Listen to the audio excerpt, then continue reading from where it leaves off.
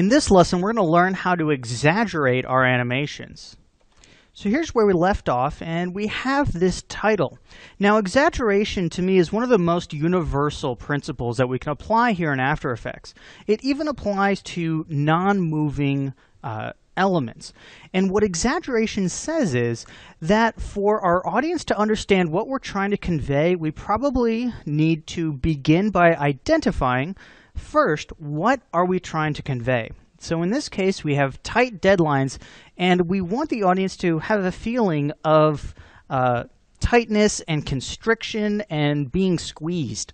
And so exaggeration says, okay, now that we have identified what message we want to send with this, we need to exaggerate it to more clearly show and feel like what we want it to.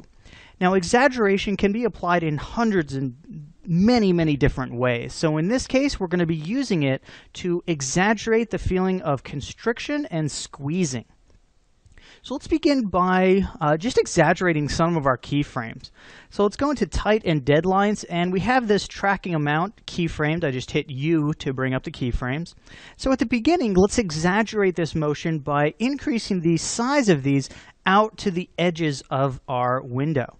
So now our movement is going to be a bit more exaggerated. We're going to start from a more spread out feeling and then come together much tighter. So this is one way we can exaggerate animation, is by increasing the values or increasing the contrast between our various poses or our various pieces of the animation. Now, towards the end, I would like to actually distort the text to make it feel like this text is being squeezed. So an easy and fast way to do this is to add an adjustment layer. So I'm going to go to Layer, New Adjustment Layer. And on this, let's add something like a Distort Bulge. So I'll go to Effect, Distort Bulge. And if we do a negative bulge height, we get a squeezing effect. You can see here that the edges are being squeezed in. Now, we need to define the radius for this because that's going to control a large part of this effect. So you can see here, by turning this adjustment layer on and off, this latter one, the one that is exaggerated, feels much more tight and feels much more constricted.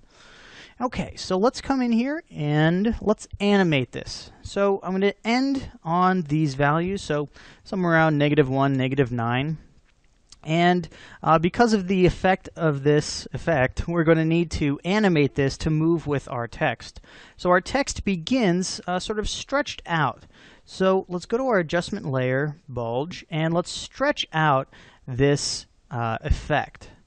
And let's shrink it down to match sort of our squash and stretch. And let's turn off the bulge height. So we're not going to start with this effect on. And as the deadlines get tighter and tighter, we can see that now our text is being squeezed, and we have this constriction going on, up until the point where it's almost unreadable. Now at this point, we sort of go into staging and readability, so we might want to just scale these up just a little bit. So I'm going to go to the scale here on our null, and let's just increase this just ever so slightly so that we can still kind of read this. And of course, whenever we modify that, we're going to have to modify this bulge. So let's pull this out, and now we have this really nice exaggerated animation. So I'll just hit 0 to play through this, and what we have is a tightening and a constriction of this text. And by modifying our text and titles to show more of what we're trying to convey, we make it much easier for, again, the audience to read and understand and feel what we want them to. So exaggeration is, again, one of the most universal principles, and it's defined by two things. First, what message are you trying to convey? What feeling are you trying to convey? And then how can you exaggerate or heighten or enhance that feeling in your audience? Let's take a look at our ball bounce. So let's go into our comps, our ball bounce complete. And here again, we can enhance this. We want, at the beginning, we want speed. So let's actually enhance or exaggerate the scale changes we have, or the squashing and the stretching. So let's make it thinner, and let's make it much longer. And we can see by just exaggerating this motion, we are changing the animation and making it more appealing. And exaggeration doesn't always have to be increasing values. If you want it to be a more placid scene, you might exaggerate by decreasing the values.